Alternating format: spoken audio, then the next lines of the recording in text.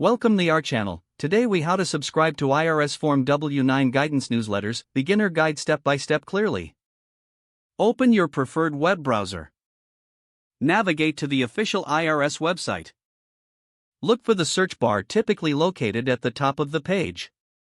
Type W-9 guidance newsletter in the search bar and hit enter.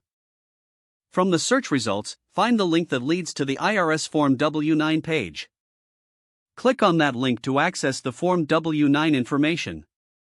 Scroll down the page to find the subscription section for newsletters. You will be directed to a new page with options for various newsletters. Locate the option specifically for W-9 guidance. Select this option to add it to your subscription list. You may be asked to provide your email address. Enter your email address in the required field. Some forms may also require you to create an account. If prompted, follow the instructions to create an account. Review the terms and conditions, if applicable. Check your inbox for a confirmation email from the IRS.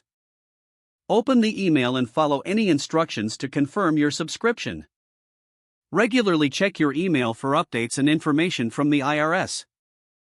If the page does not load, refresh the browser or try again in a private or incognito window.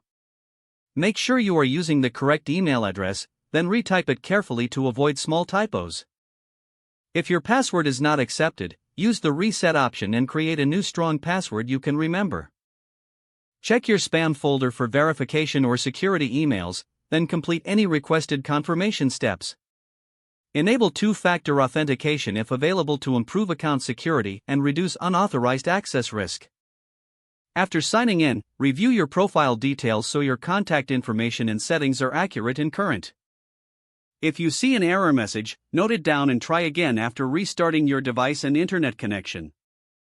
Log out when you finish, especially on shared devices, to keep your account and payment information secure. If the page does not load, refresh the browser or try again in a private or incognito window. Make sure you are using the correct email address, then retype it carefully to avoid small typos.